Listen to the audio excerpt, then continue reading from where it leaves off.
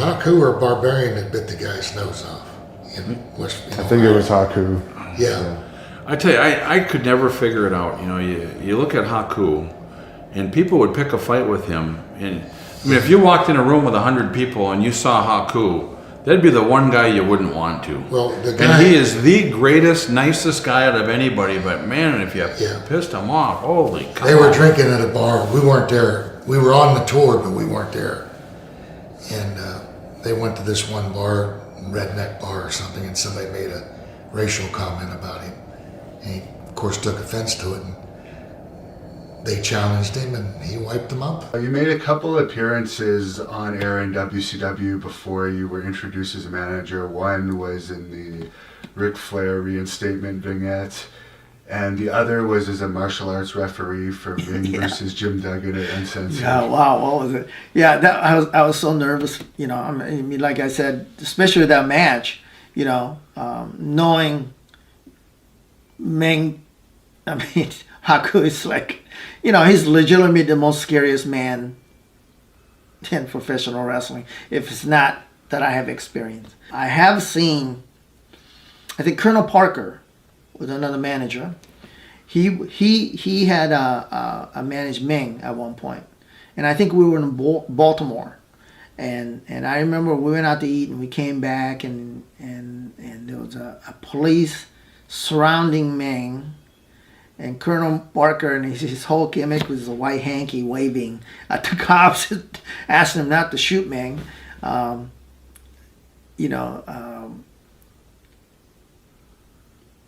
see Meng, gentlest man ever. I mean, he loved holding my babies. When my kid would come to, you know, we were all, because we were like a big family at Disney when we were doing Disney TV taping. Kindest man, and so is Barbarian. But, you know, they're just scary, right? I mean, you can hit them over the head. Because, you know, they used to break coconut with their head. So you can mace them and they'll look at you. I didn't experience this myself, but I do believe it's that incident in Baltimore that I was told, and I don't know this to be true, but other witness has told me that the female policeman had sprayed him with a mace. And Meng snatched that spray from the cop and sprayed himself and gave it back to her. I mean, I seen him bending over a guy over like a jukebox or something. And I think that was one of the Brian Knobb's cousin or something. And you know, he had, you know, literally the death grip on this guy. Randy Savage had to calm Meng down and tell him he's got to go to his room now. I think those guys are great when they're drinking maybe, you know, light beers, but you don't want to be around them when they're drinking the firewater stuff. You know, I mean, I believe right now, I think last time I heard, and I'm not sure he still is, but he was a sales manager at the Toyota store in Florida. I believe he still is, yeah. Can you imagine now? You buying a car and you're trying to hag with... Tell your manager to come out here. I want to talk to him. I want to get a new carpet in my car. If you don't... And can you imagine Meng showing up? I mean, that would be a scary deal. A lot of people say he would have done well in MMA, but from the stories I hear, he's doing a lot of tactics that would be considered illegal in competitive sports. Yeah, so I was wondering what your opinion is on how he would fight in a real sport. Oh my God, I can't imagine. I you know, your best defense on that is what we tell all our martial arts students is to turn and run fast as you can. Because I don't know, aside from having, you know, sharp blades or a firearm, I wouldn't know how, you know, because you couldn't hit them with a stick. They'll look at you. You know, those guys break coconut with their head when they were young. So, you know, I mean, he literally, I think that man would literally rip you in half with his bare hand. I mean, that was his tactic anyway. You know, every time I seen him, you know, he just grab his hands, goes in a guy's mouth and thumb in a guy's throat. I mean, he just grab you and, you know, you're paralyzed at that point. You know, I mean, you got probably 6.5 seconds before your light goes out. I mean, he's just a scary guy. And you're right, MMA, he'd probably be DQ'd, but it's kind of I think Ming's attitude is tell your mama you won. I mean, he's a scary individual. That Ming was something else, man. Got in trouble in a bar with him one night, I have to tell you real quick, and he grabbed Guy's throat, wouldn't let go, choked him out. And Ric Flair says, get him out, get him out, get him out. So me and Pittman, the Sergeant Pittman, the Bulldog, we start off down the street and we got Ming, and he's been drinking Jack Daniels, and he don't drink, but this night he's drinking, and here comes the cops. Cars all around us and surround. We didn't get to the car, and as soon as they get out of the car, and the cop comes over and he says, "Get your hands behind your back." And Ming says, "Nope, won't do it. I'm not going to do it. My hands don't go behind my back. I'm not going to do it. I'm not going to do it." And the cop saying, "You get your hands behind your back," and then Pittman screams out, "Man says no cuffs!" like that, loud. And I say, "Oh, crap, we're all going to get shot." I guess I'm trying to get Pittman to stay back and pick the thing, talk to the cop and say, "Listen, you do something where you don't have to do it, because his hands won't go behind his back to put handcuffs on. He's too big." And and the cop is one of these guys that he listens. And I'm telling Bulldog, please don't say any more. Let me handle this where we don't all get shot here tonight, because these guys see the danger in you two guys, and I'm standing in the middle. Poor Rob. There you are. So I mean, he could be volatile, and he could be, but the nicest son of a gun. I spent 3 years going down the road with him, the best 3 years I ever had in my life. I went up to New York, where I'm from, and my dad knew Arnie Skolin, who was in the WWF, and they brought me down to a show, and I was a relatively big guy back then, and they did jobs for Angelo Mosca, Ken Patera, Sergeant Slaughter, and they kind of took a liking to me. They said, "Kid, you might have a future, but come up with something better than Big Jim, and we're going to send you out to learn how to wrestle." And I'm thinking, where are they going to? They ended up sending me to Hawaii, where I went out and worked with the High Chief Peter Maivia, and met one of my best friends of my life, Ming Haku, and it was a great time. Even though we were making about $25-30 a week, all the guys lived together. It was a fun time in the business. Everyone always talks about Haku's toughness. Do you have any stories regarding that? Well, any of the island guys, I tell you, were just a tough group of people. I mean, Haku, Snuka, the Samoans. I mean, but Haku was probably well known as one of the tougher guys in our business, and he was a jerk magnet. He'd walk into a bar and every guy would come up and mess with Haku, but it ended up he bit a tip of a guy's nose off in a fight that the guy started, but the guy sued him and really hurt Ming bad. So a guy like Ming, or any of us actually, it's hard sometimes to go out, because if you meet 100 people, 99 are cool, but there's one guy, you want to arm wrestle me? You look bigger on TV, so sometimes it's hard to go out without security. One of the guys that you mentioned that you wrestled a lot in your WWE days was Haku. Yeah. Any thoughts on your matches with him? We've been using him up in Canada lately. He's great. I just saw him wrestle 2 weeks ago. He was in a tag team match, and I wrestled him about 7 or 8 months ago down in West Virginia. It brought back such good memories to me, because when I went up there in 1990, the first, especially when you're at that stage of your career, I was still a young guy, going to the WWF, and you walk in and there's all these stars that you've seen and grown up watching on television. And I luckily got put with Haku. It's an intimidating place, dressing room, to walk in the first time anyway. And early on in my run there, I went to like the Brawler and some of the underneath guys for a while. But then when they put me with Haku, I was a little intimidated. I didn't really know him yet.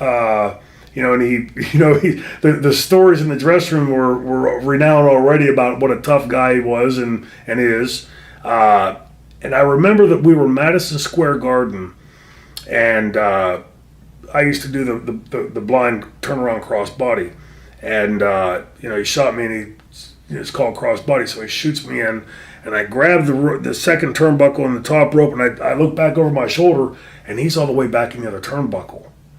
And I'm like, I know I can't make that far, and but I'm already in the process of doing the move. So I throw myself as far as I can, and I look back and I see him, like in slow motion. He stops. He goes, and his hands. I remember his hands going like this, running with this look on his face, full bore at me. And he jumps and throws himself into me, and actually carried me like another 3 or 4 feet up into the air.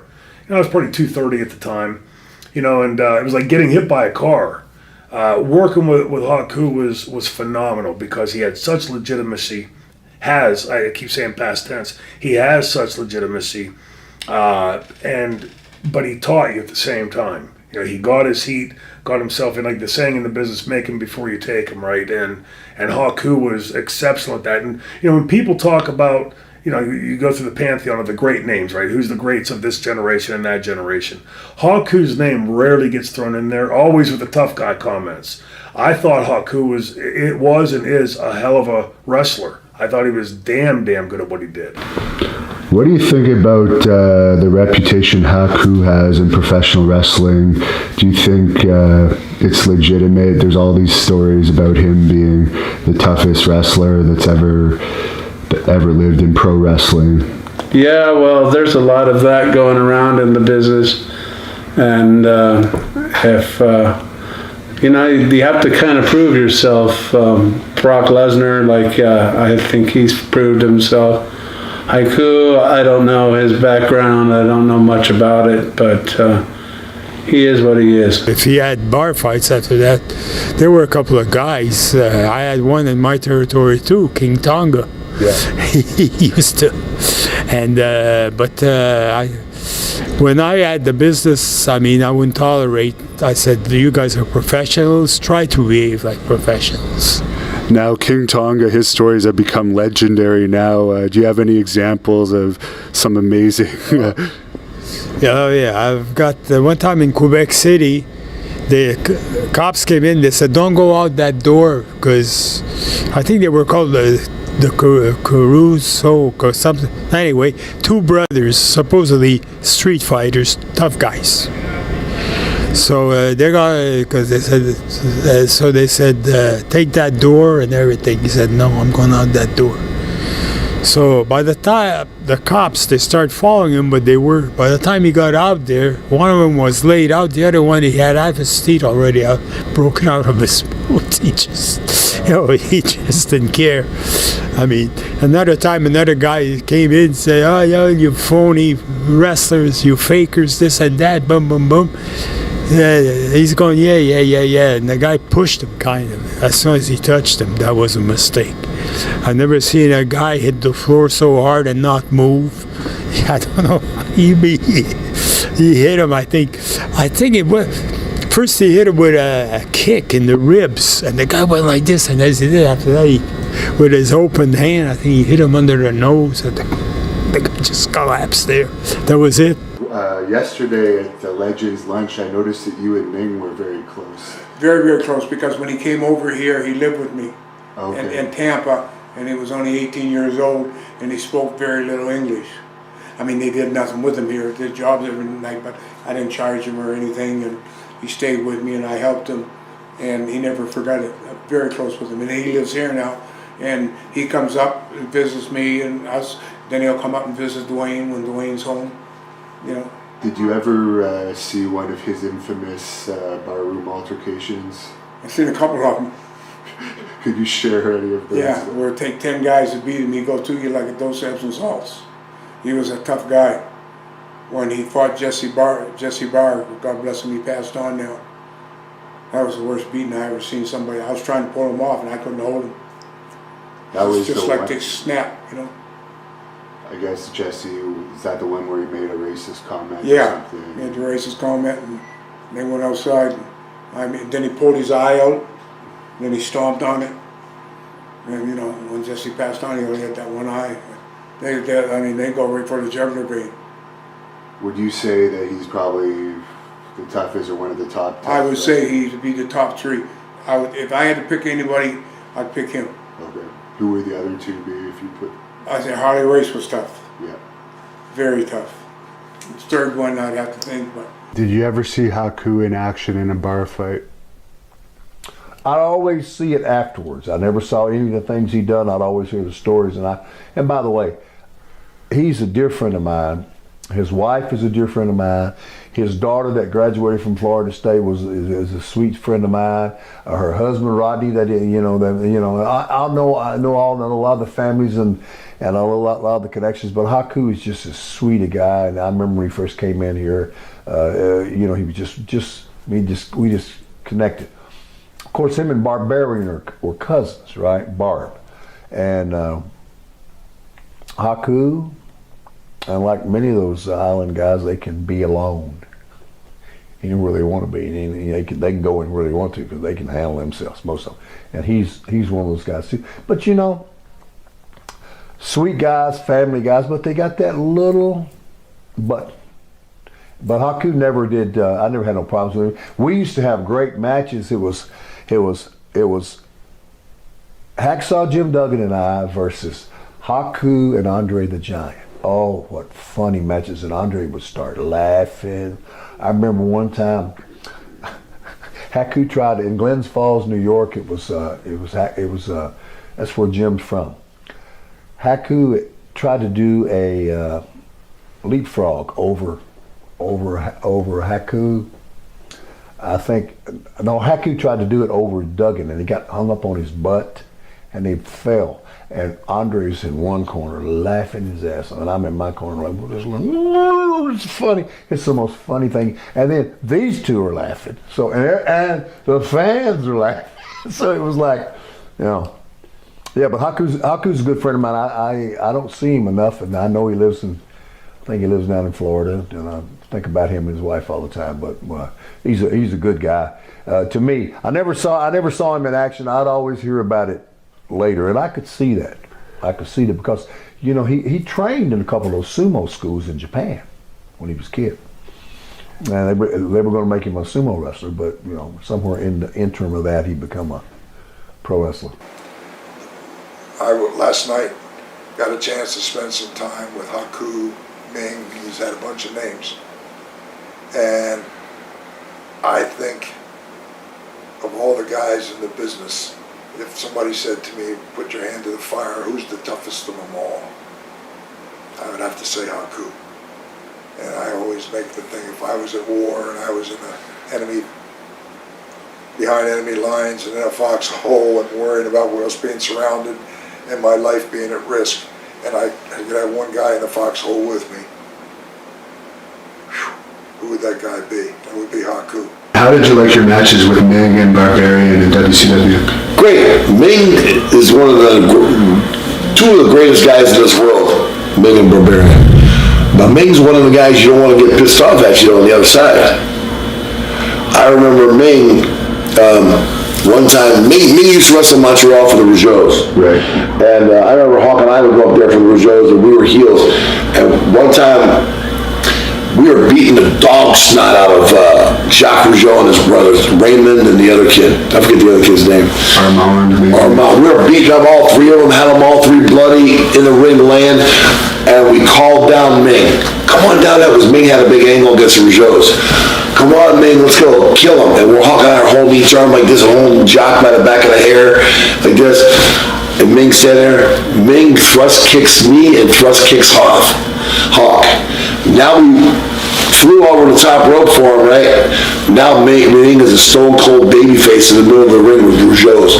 We sold out that whole summer wherever we went for the Rougeaus, just because of that. Ming was a big, impressive guy. Did you ever see him in action in any of the bar fights? Oh yeah. I saw him in East St. Louis one time. Kurt Hennig, who was another guy that did this, stirring the pot, good river.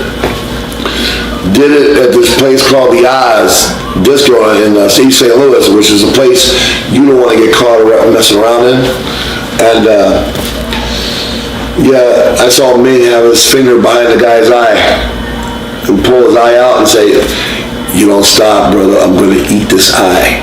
And he was dead serious. He had about 10 beers in him, you know, half lit, and the guy messed up. And Ming had this like freakish power. He may not have been a guy that benched 800 pounds, right? But he was just a freak. Scariest guy in the world, but the nicest guy in the world. He could be, look, when 98% of the people in the business are afraid of you, you pretty much could get your own way. And he never took advantage of that. He never used it. He never abused it. He was the nicest guy, still is the nicest guy when I see him.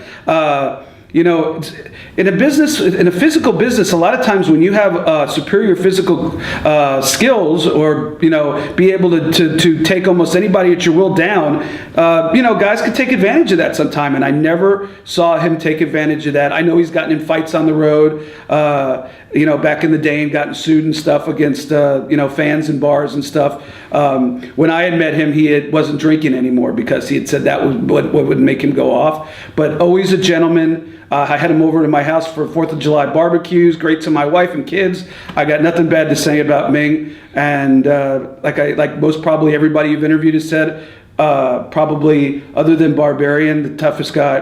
And Barbarian and Ming would have to fight to see who's tougher, but the two toughest guys probably in the business history. WCW, I mean, you got Haku, man. You don't mess with that guy, you know.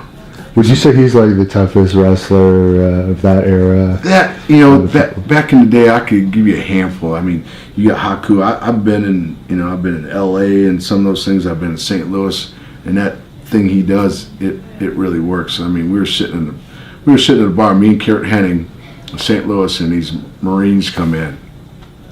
And they were just joking. They were drinking. By the end of the night, one of them come over and said, "What are you guys hanging out with?" You know, he thought he was black. And I said, "Well, he ain't black, and I, you know, if I was you, I wouldn't." He goes, "Well, we're Marines. We'll do whatever the hell we want." And I said, "Well, not tonight." I said, "It's going to be a bad night. You guys do something with him."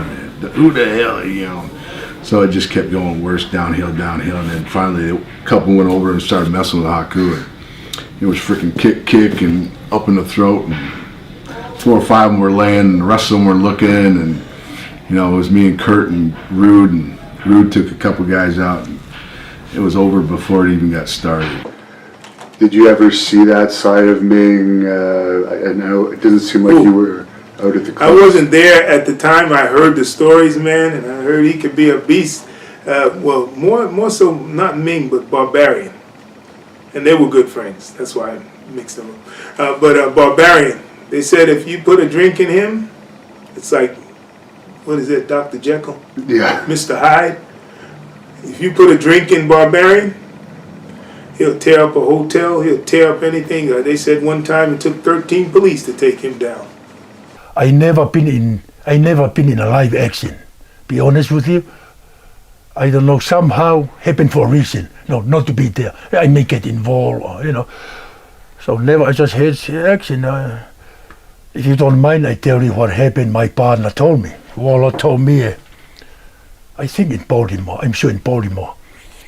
You know, I didn't feel good. I didn't feel good. Well, I was tired, hurt, so I went to the room and called Mama, make sure everything okay at home.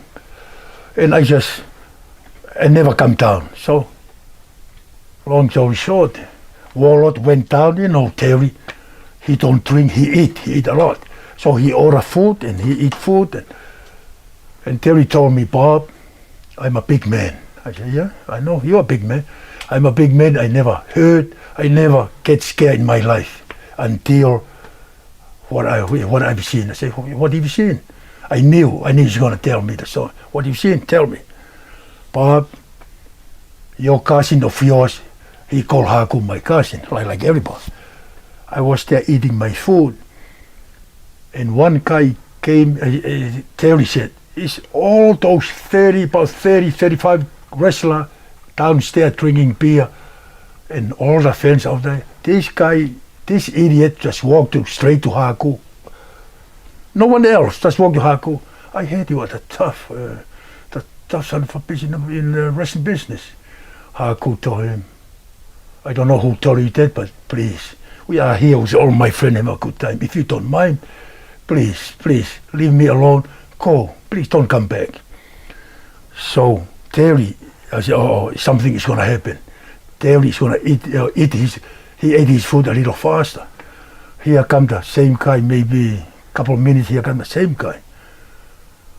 Tell him same question. And Terry, listen, it's right by Terry, Warlord. Haku told the guy, brother, I ask you, please don't come back. Leave us alone. Yeah, I know, same question. I say, go. This is the second time, David. You come back, I'm not saying anything, you come back, I'm gonna beat you up. I'm gonna beat you up so bad, He told me I'm gonna F you up so bad. So the guy, Terry, look, he high-fived with the other two friends. High-five. Terry said, he was praying the guy don't come back. Because he know he come back, that's it. This idiot came back for the third time. You follow me, David? The third time. Third time. Haku never say a word. He just grabbed the guy, put him on his lap. The guy face up, he go down, took the guy's nose.